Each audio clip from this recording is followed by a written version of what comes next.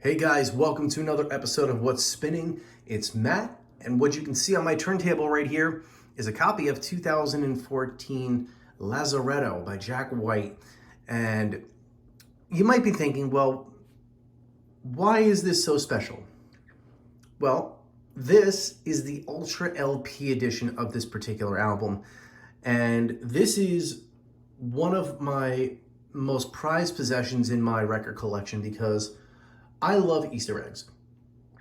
Not just the ones you find at Easter, but I love Easter eggs in video games. You know, you find little things here and there, just that extra attention to detail that really sets something over the edge. And Jack White really kind of went over the edge with this particular LP. So what I'm gonna do is I'm gonna go through this as best as I can. I can't play or show you everything because of YouTube and copyrights. So what I'm gonna do is just open this up here.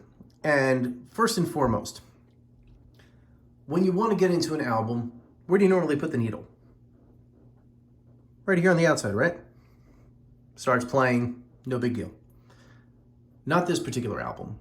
This album, you start inside. It plays side A from the inside out, and for the first time ever, there's a locked groove on the outer ring that kind of just plays like this weird guitar, droney, buzzy sound, and it just stays there. Kind of like, I think Sgt. Pepper did that too on the B side, and it was locked on the inside ring, but you get the idea. It just sits there and it spins and spins and spins and plays. So that's pretty cool that they decided to do that.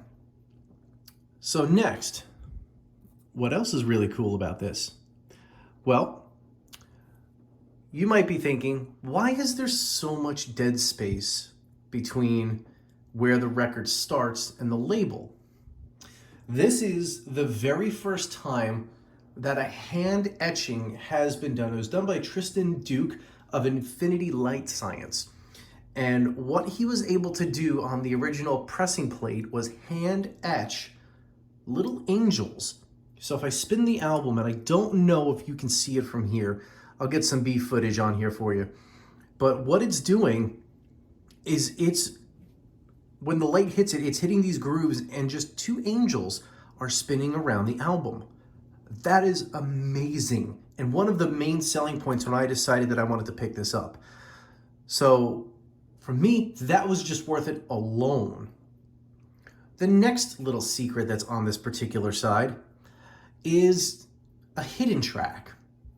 How do you hide a track on a vinyl album? Well, what they did was they have under-label groove technology, which you literally take the needle, drop it on the label, and it plays a hidden song. You don't get this on any of the digital formats. It's just specifically for this album. And on both sides it does this, so it's not just the A side. And what's also cool about that, if this isn't enough already, the album itself spins at 33. The hidden song on side A spins at 78. The hidden song on side B spins at 45. So you have a 3-speed album, which is really interesting on how they got all of that to kind of sync up. So that's awesome in itself.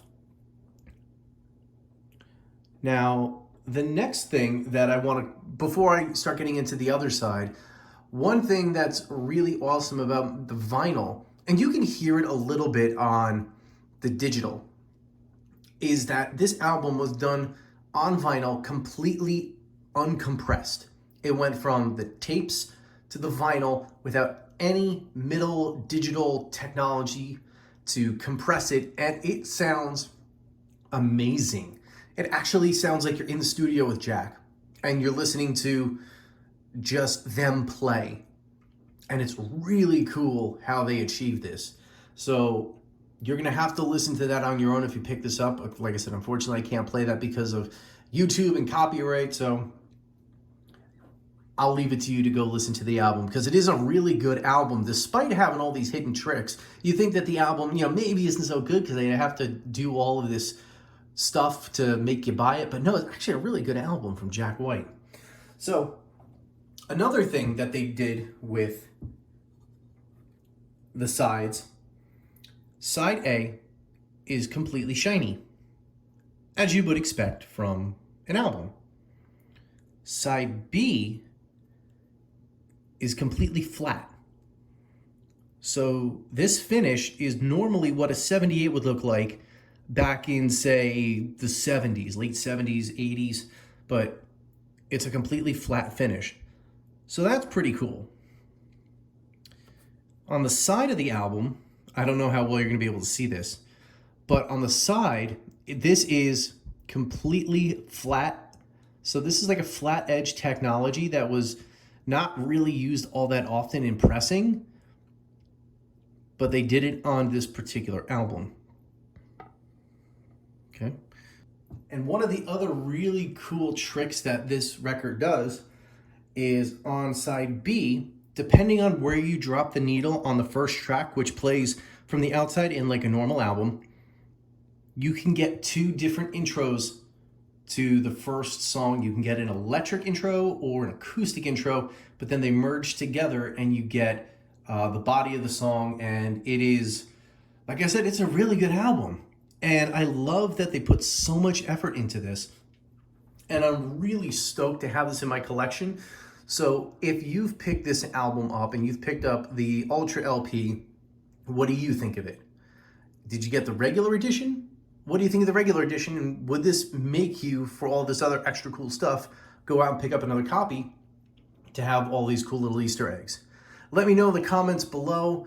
Make sure to check out all of our other podcasts that we have. We're available on all streaming platforms. Wherever you find podcasts, you'll find us. I'm Matt. This is What's Spinning, and I'll see you next time.